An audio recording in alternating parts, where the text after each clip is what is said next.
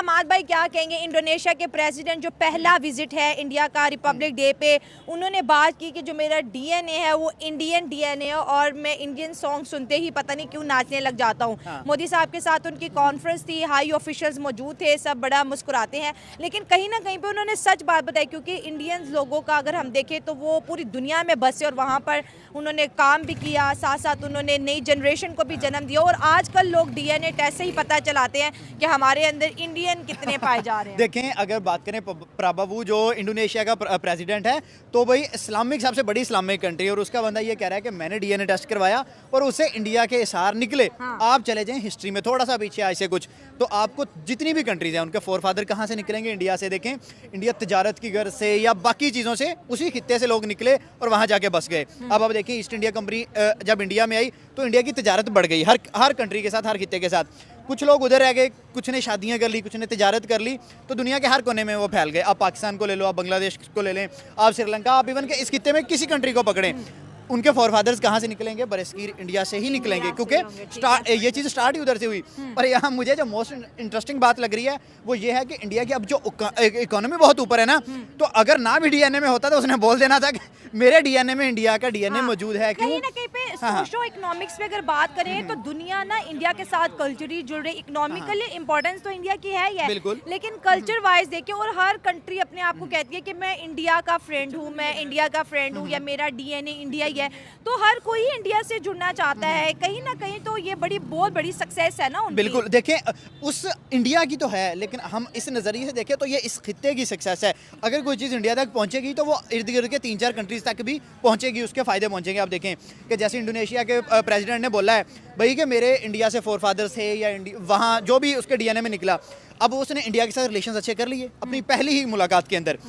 अगर आप अपना डीएनए टेस्ट करवाए शायद आप भी इंडियन निकले। 26 जनवरी को हमारे हमसाए मुल्क भारत ने अपना 76 रिपब्लिक डे सेलिब्रेट किया, जिस पर भारत को दुनिया भर से मुबारकबाद रिसीव हो रही है। हमारे हमसाए मुल्क भारत ने इंडोनेशिया के प्रेसिडेंट को एज अ गेस्ट इनवाइट किया और सबसे इंटरेस्टिंग बात तो ये है कि इंडोनेशिया की मिलिट्री ने भारत के रिपब्लिक डे पर परेड भी की और सोशल मीडिया पे तहलका तो उस वक्त मचा जब इंडोनेशिया के प्रेसिडेंट ने कहा कि मैंने कुछ दिन पहले अपना डीएनए टेस्ट करवाया था, जिससे पता चला कि मेरा डीएनए इंडियन है, यानी कि मैं एक इंडियन हूँ। उनकी इस स्टेटमेंट ने तमाम इस्लामी ममालिक को, खासकर इस्लामी जमहूरिया पाकिस्तान को हिलाकर रख दिया है। तो इंडोनेशिया के प्रेसिडेंट की स्टेटमेंट पर बात करेंगे आज की इस वीडियो में, तो आइए चलिए हमारे साथ। सवाल ये आपने किया कि प्रेसिडेंट इंडोनेशिया का प्रेसिडेंट ने अपना टेस्ट इंडियन निकला। तो इसी तरह हमारे मुल्क में भी, जो हमारा मुल्क यहाँ पर आज़ादी जब हो गई तो हमारे और इंडिया का, तो यहाँ से बहुत से पाकिस्तानी चले गए इंडिया और बहुत से इंडियन यहाँ माइग्रेट हो गए कुछ ओवरसीज़ मुल्कों में, यूके, यूएस है। तो बहुत से लोग हैं वो भी ये जानते भी नहीं कि मैं पाकिस्तानी हूँ, मैं इंडियन हूँ, मैं कौन हूँ, कहाँ से आऊँ। अगर हम भी अपना टेस्ट करवा ले तो शायद हम भी इंडियन निकले। या समझ रहे हो आप? तो भाई पूरी दुनिया चाहती है कि देखिए जो भी बड़ा होता है सब उसके साथ हाथ मिलाते हैं। लेकिन यहाँ पे हमारे भाई ये भी तो बात बड़ी इंपॉर्टेंट है ना कि अगर हम इंडोनेशिया की करेंसी देखें तो उसके ऊपर जो है ना भगवान गणेश की जो है मूर्ति की जो है फोटो है, और पूरी दुनिया में अगर महाभारत अगर देखा जाता है या उसको परफॉर्म किया जाता है तो वो इंडोनेशिया है।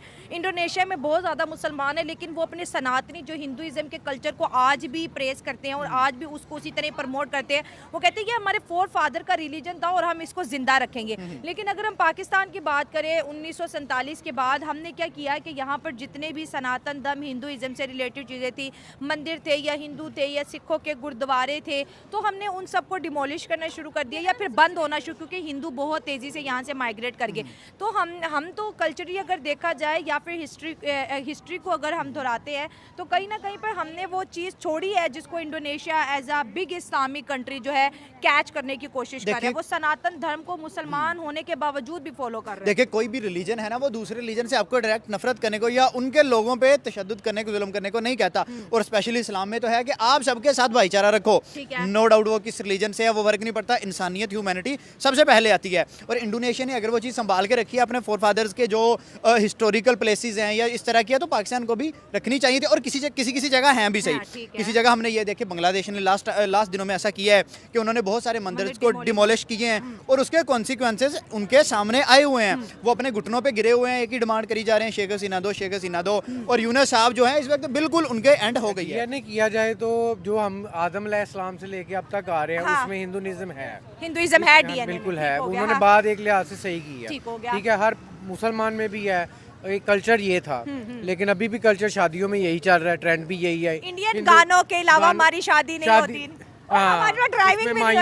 माइयों, तेल, मेहंदी, हर तरह के फंक्शन जो है इंडियन कल्चर पर जा रहे हैं। जमहूरिया मनाया है तो इसके ऊपर तो वादा भी किया जा सकता है। अच्छा।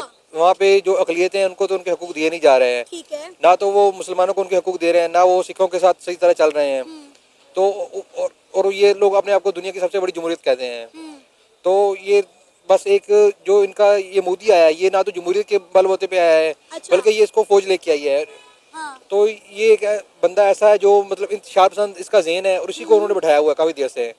तो जब से इसने अपने जो सूबा था इसके अंदर इसने मुस्लिम और हिंदू फसादत करवाए हैं। अच्छा। और काफ़ी मुसलमानों को इसने शहीद करवाया है। अच्छा। तो इस बंदे को बैठा के तो इन्होंने अपनी जो जमहूरियत का इनका जो ज़हन है ना उसके ऊपर इन्होंने बिल्कुल ही बंद कर दिया। उसके ऊपर ना अपने तसव्वुरात को जो इन्होंने दिया है रंग, वो बिल्कुल गलत रंग दे रहे हैं। तो इनको सबसे पहले तो जमहूरियत लेके आनी चाहिए।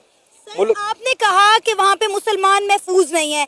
मेरे कितनी ऐसे इंडियन मुस्लिम हैं जो मेरे दोस्त भी हैं, जिनसे मैं राब्ते में भी हूँ, जिनके मैंने इंटरव्यूज भी किए हैं। वो कहते हैं कि हम यहाँ पे पाकिस्तान से ज़्यादा खुशहाल ज़िंदगी गुजारे हैं, लिहाजा पाकिस्तानी हमारी फिक्र करने की बजाय अपनी फिक्र करें। एक तो सबसे पहले तो कश्मीर के अंदर देख लें आप, उन्होंने कर्फ्यू लगाया हुआ है। अच्छा। उसके बाद एक उनका दिल्ली के अंदर आई थिंक सो कि वहाँ पे 2 मस्जिदों को उन्होंने शहीद किया है और वहाँ के इमाम मस्जिद को भी उन्होंने मारा था। ये तकरीबन 1 ईयर अगो की बात है। सर, जम्मू कश्मीर में तो कोई कर्फ्यू नहीं लगा हुआ, बल्कि अगर हम बात करें तो ये रिपब्लिक डे पर जम्मू कश्मीर के अंदर हम बात करें तो वहाँ पे बाइक रैली निकाली जा रही है। लोग जो हैं वो हाथों में तिरंगा लेकर, इंडिया का झंडा लेकर जो है सड़कों पे फिर रहे हैं और रिपब्लिक डे को सेलिब्रेट कर रहे हैं। तो कर्फ्यू किस चीज़ का होता है सर? कर्फ्यू का कॉन्सेप्ट क्या है? कर्फ्यू